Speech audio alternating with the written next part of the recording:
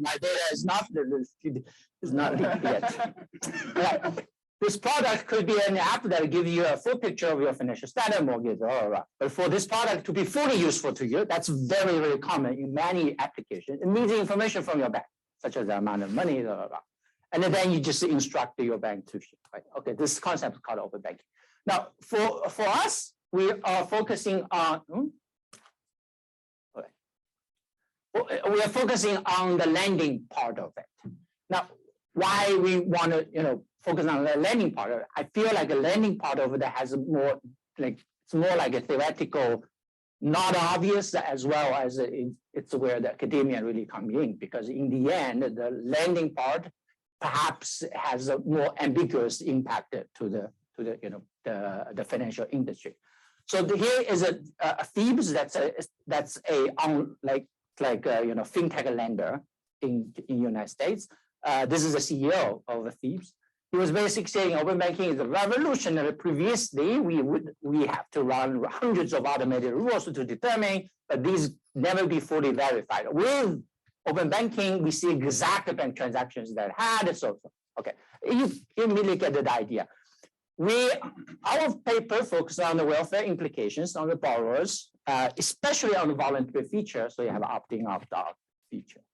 I will not go over the literature. Usually that in the conference presentation, I always avoid that. But you can think about it as we are building on existing literature. There's a very, very long line of literature. It's basically those canonical credit market competition built on this common value auction. Right? It's basically two banks compete on the same borrower. So our contribution is a little bit of asymmetry screening ability. So you need to take care of this asymmetry equilibrium characterizations. What's the biggest contribution to it is conceptually that in the older literature, it's the lender are controlling the signal. It's called a learning, actively learn or doing some screening to check the borrower's quality or their type. While here that we add on the feature where the borrowers can control what the other side see. Okay, so the open banking is really on this transaction data sharing. There's a background is that at this point, open banking is only about your checking account. At least in the Europe it is, but you can imagine that later on you can open to many other things.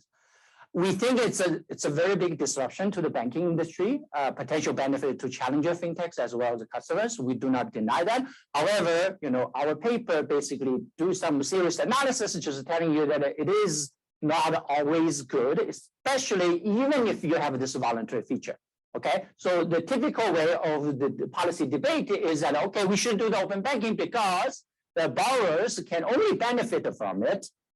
If they don't like it, they can just not to share, right? That's the usual way of thinking. But, when I read this thing, I feel like it's a very naive thinking, okay? So we give conditions under which it occurs that hurt all the borrowers.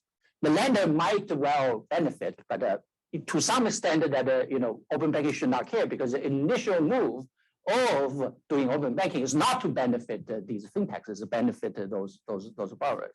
And we don't want the open banking initiative to be eerily designed. Basically, equilibrium credit quality inference.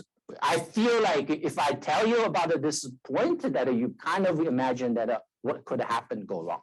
All right. Then we discuss the robustness of fintech affinities and those laissez-faire approach to open banking. What will happen? All right. So we're going to do the baseline model, then talk about open banking, then talk about the robustness. This is my plan. Let me making sure the time. We have a high type and a low type. Very simple, very stark setting. And then the model is, I'm trying to be very, very clean model coming out from this analysis. High type of success with the probability 1 and the project yields upper bar. So in the end, the quoted interest rate, the highest is upper bar, that's exogenous given. Low type will be 0. Probability was be 0. So basically good guy, bad guy, and they're really good and bad, okay? So here's a picture. Here's the model ingredients. So I already told you the high type and the low type. First, ignore the privacy consciousness. Okay, I will come back to it. For the high type, for the low type, then the different banks will do some screening. So this is an independent screening test. J could be B, B is a bank, F is a fintech. If you are the good type, you for sure will get a good signal, so H signal. But if it's a low type, sometimes you will get lucky to get some good signal, okay? So this is also called a bad news information structure. There's a little bit of bite in calculating the welfare, but in terms of the equilibrium categorization, almost no effect. You know, you could do another more general structure. But basically is that the bank and the fintech, they do independent screening and they see, let's say they get a good signal. That means that, okay, that's an improvement of the posterior, so they will make an offer. But if it's a bad signal, then for sure that this guy would never be repaid back. So they will just kill them. So that's basically this screening results. Now the question is that if bank and the fintech before the open banking, they were all active, then they make offers, simultaneous offers to the guy, whoever get both signal of H. Okay, so like you know, offering RB, offering RF, then the customer basically pick the lowest price. That's the usual way, the usual doing. And then this is the competition that we are thinking. Okay. Now let me get back to the privacy consciousness and non-privacy consciousness. For the main result, really does not matter, but it's become the equilibrium become more stable in the sense that you know it's just I can use some alpha equilibrium thinking to rule out many things. The second is that it's a really, in some sense, it's quite practically relevant. So what I'm trying to say is that there are parts of the people who are kind of young and know this technology is. So therefore, when open banking is available, they are actively thinking whether to sign up or not.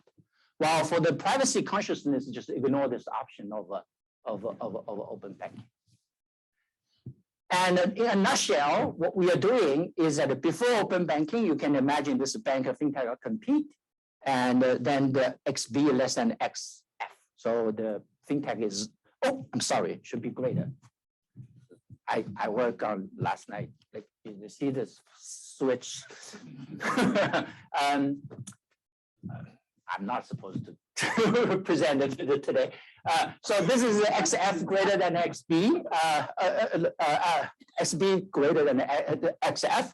And then after open banking, this is greater. Of course, that holds only if the non-privacy consciousness guy decide or consent to sharing the data. Okay, so that's the big picture, and we're going to add a. By the way, that it is very likely that even either in the before open banking or after open banking, one bank endogenously exit from the market, right? Given the let's say winner's curse problem is too much, then it is possible the paper really analyzes the full range of parameters. Here is one slide to tell you the equilibrium look like. The equilibrium has to be mixed strategy. This is well known in this literature. It's because of winner's curse in the sense that if I make offer and this guy is taking on my offer, I start to worry about whether I made something wrong, especially for these weak guys, weak lender, right? Because their precision is just lower. Let me explain to you the strategy so that you just get some idea of what they're doing. So this is a basic, we have a very clean, very close form, simple formula to categorize the strategy. Here's a density of a lender interest rate. So blue one is a bank. This is the density. And the bank, because bank will make some offer on the highest price, upper bar here. That's it's a mass. And so that the area under this density plus the mass here equals 1. Right? So basically, they never exit the market. They always make an offer. Then you can still look at the fintech, what the fintech is doing. Fintech is basically having the exactly same density, but randomly withdraw. So whatever the mass here, basically this fintech will say, I'm not interested. Or just, why they do this in equilibrium? fintech are indifferent anyway, they're weak guys, so they will make zero profit. While the bank, they're stronger, so standard competition will say, okay, I will make some profit, and they make a profit based on, basically on, okay, anyway. So that's look like the equilibrium, and you can imagine that if I want to get the detail, basically any lender who is making this offer are thinking about if I am charge higher, then that means that if I get a customer, I will make more profit, but I might lose more. So that's standard result. Anyway, ultimately the industry profit is a super intuitive. It's 1 minus theta times the difference times the gap. The gap is easy to understand. It represents the who's stronger, who's weaker. But the 1 minus theta, what's theta? Theta is the high types probability. 1 minus theta is the low type of probability, which means basically that all the profit coming from winner's curse of the low type guys. Okay, when theta equals 1, everybody is a good guy. Actually, there's no profit. That's the standard result. All right, so we're going to talk about the open banking now. I already categorized the, okay. So open banking, when a borrower sign up, XF jumps to the XF prime greater than XB. I already told you about this. Here is the main results, is that we analyze the model starting with mandatory sign up benchmark. So that just helps us to understand what's really going on. Here is the borrower surplus, and what we are plotting here is basically plotting, you can think about the XF as a function of XF. And you can imagine if it's a mandatory sign up, then basically that suppose the XB is here, right? This is XB here. And you can imagine that, before open banking XF is here, then we'll move on to the other side. Okay, why we want to show this out, just to illustrate what's the effect of the increasing one side's precision. Oh, by the way, we think that XF increase to XF prime doesn't know. Everybody should agree with that, because more signal obviously better. Whether XF prime greater than XB, that's questionable, that's debatable. But we think that the fintech, once they have exactly the same transaction data with better algorithm, etc., they should be better than the traditional bank. Okay. So what we do is basically showing you that this picture is a high type surplus. This side is a low type surplus. Let's think about the high type first. High type is much easier to think about. Is that a high type always benefited from information. So if there's a one lender become more and more precise, they will love it because they are the good guy. They wanted to stand out. So it's always increased. But there's a strategic effect in the sense that if one lender, XF, is actually beating the XB, then the gap become bigger, strategic effect hits in, right? Before hitting the XB, increase of XF have two effects: information effect, benefit. Strategic effect also benefit because they are getting closer, these two firms. As a result, you always go up, but after exceeding the XF, it goes down. For the low type, the strategic effect always hurting you, but for the other side, it's not necessarily help you. And for here, it's basically you have two opposite effects to get the hump. All right. So this is just telling you that. And then by looking at this picture, clearly that if initially XF is around here, then later on XF is here, then both borrowers will be worse off. Now the key question is does the voluntary opt-in, opt-out resolve this issue, this potential issue? Again, it's not like always the issue, potential issue.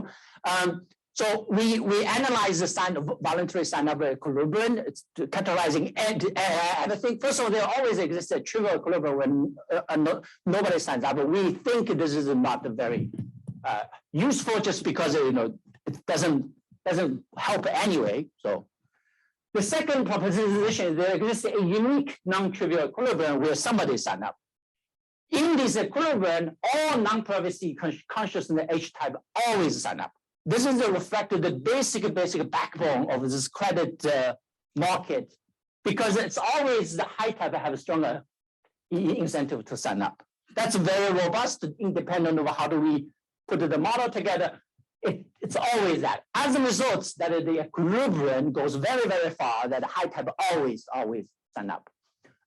And as a result, that all borrowers could become strictly worse off. 2 points. One is that opt-out, given the open banking, is not equivalent to no open banking, because in the open banking, but you opt out, there's some necessary credit quality inference that I think that you are worse than. All right. Okay, so that's the idea, and here's a potential perverse effect of open banking. We categorize all the equilibrium in this space of a rho and a theta because that has a very clear mapping to the practice. So here is a separating equilibrium. These two, one is signed up, the other is not. And in a larger part of it is a semi-separating equilibrium where high type always sign up, low type, randomized fraction. And there is a big area around here for relatively low rho and the median term theta, you could have a perverse effect. There's one part that I want to emphasize that on the area 2, it is possible to have a welfare a perverse effect exactly because when the FinTech actually exits from the opt-out segment. After the open banking, some people opt in the open banking, which left all the guys, right? Because high type would like to go up. So in equilibrium, they realize that opt-out is very, very bad pool. And then FinTech, because if without the open banking, the credit screening ability is really low, they just opt out. They just say, no, I do not want to serve these market anymore. That backfiring even more on this perverse effect. The other thing is that we show that a privacy conscious borrower always suffer due to open banking. That's a very general result, independent of the parameter, always, just because they're left behind. Okay, that I think many of the papers have this feature. All right, I will have 3 or 5 minutes just telling you that what we do as extension. The purpose of extension, just try to think about how robust or what kind of effect that could strengthen the potential perverse effect that we are emphasizing. We're not saying it's always there, but we want to understand the condition that it's more likely to be there, right? So one is the consumer affinity preference toward the FinTech loans. What we have, we change our model. If you saw our previous version of it, now this is a much cleaner. Basically, with the probability CASIC rate at 0, the borrowers attach 0 value to bank offer. For instance, impatience shock. And the FinTech is just fast. We all know this type of effect. So bank suffers more from a winner's curse, given that, because now FinTech has a monopolist power than that. So basically, that's the picture that, twisting the model slightly. It's just a baseline probability one minus CASIC, bank and the FinTech always compete. They're on the equal ground. But when the FinTech affinity event probably CASIC happens, FinTech, if they make offer, then they always win the customer. Okay, so then we analyze the model. It's just very, very close, very, very similar to what we have, but it sharply illustrated the point that with the FinTech affinity, actually, the perverse effect is more likely to happen, just because the FinTech now already had some natural monopoly power. All right, the last part that I wanted to, maybe 3 minutes. Okay, so let me just go slowly about, this is a new part that we think it's an interesting point. So we also think about the laissez-faire approach to open banking. What does it mean by laissez-faire? It's like a US. At this point, there is a regulation coming out about this, about our consumer protection, etc. Didn't mention the word open banking, but when you read through the words, look like that kind of idea. It's very strongly in great contrast to the Euro approach. So it's really about the data ownership. So let's think about it, bank can sell customers' transaction data to fintech. This part of analysis, a lot of people in the room are analyzing it. There's not that much of a new. It's just that the banks can sell the data and then they get the profit. So suppose that this is a baseline. Borrowers have no control on data. The industry profit is exactly 1 theta times delta, right? And imagine that the bank realized that if I'm selling my transaction data to another guy who are able to extract more from the customers, okay, then they will sell the data exactly when the industry profit go up. But if you think about it, the industry profit go up is the time where the more likely that the borrowers suffer. So that's a baseline result. It's when the borrower have no control of data. The key analysis is what we did. We have a 2-paragraph on that. Is what if the selling data requires borrower consent? That's the whole point of open banking. So it's like a data selling with open banking. Then it's bank sales at a revised price, and also that the condition has to be that this total industry profit greater than the industry, greater than the previous industry profit. The point is that when you have open banking, it's just the banks will sell at a situation where oh, that's zero. I'm sorry, that it look like a 1. When the asymmetry of the precision even widened, okay? Given the time that I will be happy to explain more, but the takeaway is a laissez-faire approach. If you think about it, the open banking is there, or the data is useful, people agreed on that, then it's actually the regulation is working better than laissez-faire, because the laissez-faire has this feature where they want to maximize profit, and that could make things worse if we care about the borrowers' welfare more than that. Okay, so I'm done. One thing I want to emphasize that I feel like the Europe approach of the regulation saying you open the bank's data only, that's unfair, to be honest. Look at it around the world. What they should do also open everybody's data, and in a more careful way, obviously. So let me end up with here. Okay, well, thank you so much for giving me the opportunity to discuss this paper. It's also very good for my mental health to be in person presenting again after so long. So I greatly appreciate it from a personal perspective, not just from the opportunity to read such a great paper. So let's get started then. The issue here is about asymmetric information is an issue for lenders and credit markets.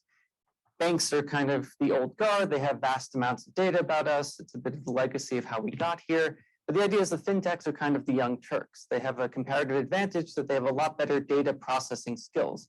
So for the same amount of data, they could potentially become even more efficient at screening borrowers than banks. And the issue is banks have the data, fintechs have a better ability potentially to use the data, but there's not really a bridge between the two at the moment. And it's kind of intuitive what the argument would be that increasing access to these fintech lenders or even transferring across banks was a more historical debate, in principle should benefit borrowers. One argument is it helps with an underserved population that have what are called thin credit files. And there's a paper by Blattner and Nelson that goes through that. Willie Fuchs kind of gave the example during a seminar that if you come from Argentina and you're trying to get an account in a bank in the US, all of your credit data is over in Argentina in an Argentinian bank, and therefore it's very hard to be able to get a loan to get a house if you're an Argentinian who moved over to the US. So this could potentially help in this respect by forcing the lenders to share data, as long as it's, in this case, with voluntary opt-in, opt-out. There's evidence, look at Giappelli and Pagano from 2002, that less adverse selection, because of this specifically data sharing across banks, increases lending and lowers default. And then just intuitively, the argument is it can increase competition to mitigate market power. In fact, that's a lot of what I would even call at this point conventional wisdom. It's somewhat frustrating for me when I try to Google to see what the current debate is about data sharing. 90% of what you will see will talk about competition, as if it's some sort of panacea. So the key question in this paper is, how does open banking impact borrower welfare? So it's true, it's going to make more profits for banks and for fintech lenders when you share. But the question is what happens to both high type and low type borrowers, and also those who have some privacy conscious concerns. So I'm going to stay at a fairly high level. What I like about the paper is that the argument comes across very intuitively, but it's done very carefully. Talks about off-equilibrium beliefs to the point that you're very convinced it's exact. If you look under the hood, it's a Tesla, not a Model T. So I'm going to stay at a fairly high level. So the bank and the fintech lender compete for high and low type borrowers. As I said before, banks have superior information about borrowers, but fintech is better able to analyze this data potentially. Lenders compete over interest rates, so it's a fixed size loan. It's just price competition a la Batant. If the two make offers to the borrower, they also can choose not to make an offer to a borrower. And then open banking to allow borrowers to share data with the fintech lender. And the paper analyzes the case in which the data is automatically transferred, and then the more interesting case of opt-in, opt-out of data sharing. So the key to the model is this notion of adverse inference. My decision to share my credit record partially unravels the borrower's type. It doesn't fully unravel because there are some privacy conscious individuals. There are some high types who will never opt in. So that creates an inference problem for the bank and fintech lender. And so what they can do is they each receive some type of signal. Based on that signal, they choose whether or not to make an offer. It's very intuitive immediately to say, well, if I make an offer that's deterministic, my competitor is just going to undercut me. So you have to play this price dispersion game, a la Burdett and Judd is kind of the reference I have in mind. So we're going to be playing mixed strategies over the types of offers we make, and with some mass, we don't offer at all. If we see a bad signal, or if we think we're going to have a winner's curse, where we're the one with less information, and we're worried that the other party has seen a bad signal. So the cost of data sharing can be distributional. The opt-out could be worse off. Those who opt in of the high type can be better off. Or it can be universal, just everyone is worse off, and they refer to this as kind of the perverse case. And as policymakers, we have to think about how can we have open data sharing while avoiding this perverse case. And it depends a bit on what parameters you have. So open banking can increase or decrease competition. That depends on what's called the screening gap. So initially, the fintech lender has worse screening. It's possible after open banking, because they have better technology, they can far exceed the bank, and therefore have even become effectively the bank in this new relationship in terms of who has superior information about borrowers. So I'm going to go through and have some points along the way and try to see as far as I can get through this. So the first is about the nature of competition. So a lender is going to bid for a loan conditional observing a good signal, internalizing the other lender may have received a bad signal. We'll call that the winner's curse. Borrowers of both types want the loan of fixed size and are interest rate sensitive. So the stronger and weaker lender engage in baton competition with each other, and the stronger lender earns rents while the weaker earns zero profits. You know, it's just the issue of competition along this dimension. So what's kind of interesting to me, and just thinking about my knowledge of how fintech works, and I'll provide a reference here, is that it doesn't really allow for a second degree price discrimination because you can't screen with the contract or with the menu. Because it's a fixed loan size, it's either yes or no. I like the analysis, don't get me wrong, I'm just trying to raise a potentially realistic consideration to think about going forward. So there's evidence from fintech lenders that they make smaller short-term loans at higher interest rates to underserved clientele. There's a paper by Lu and Zhang that looks at that for a Chinese fintech lender.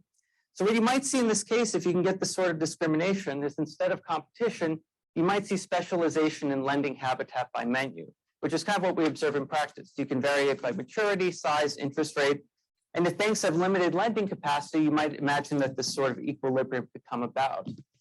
So in the model, low types are basically noise. They're always going to default. But if you imagine that they're just riskier, not necessarily going to default, they could be MVPV positive under the right conditions, you might have the fintech internalize the adverse selection and cater to the low type crowd.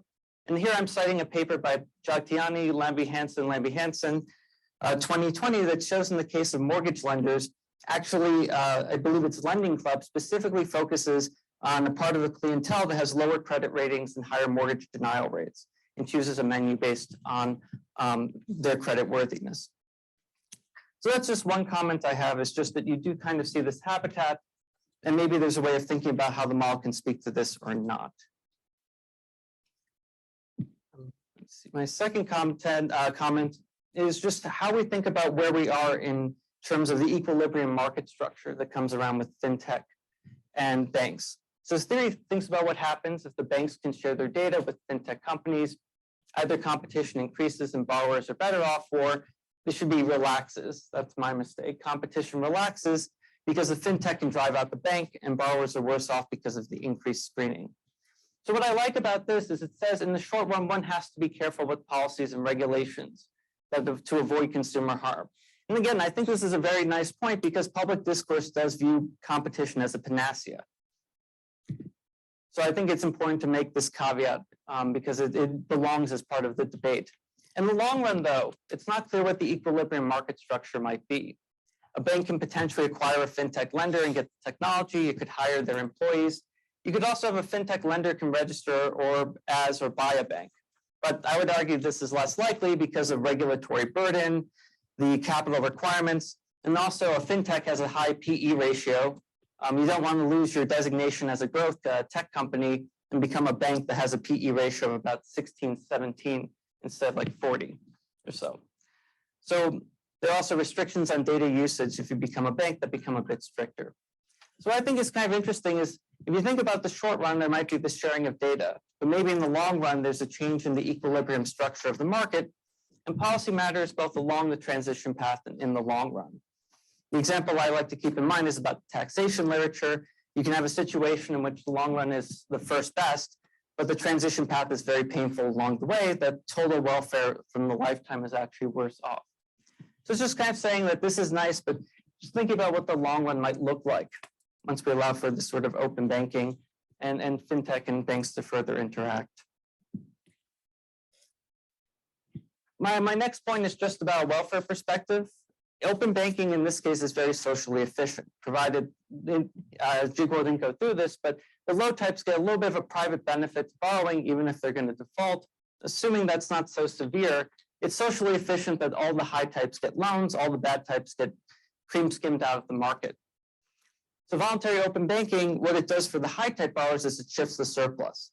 High type should always get a loan. They're always going to have a positive signal. It's just a question, do they capture low interest rates or do they pay a high interest rate?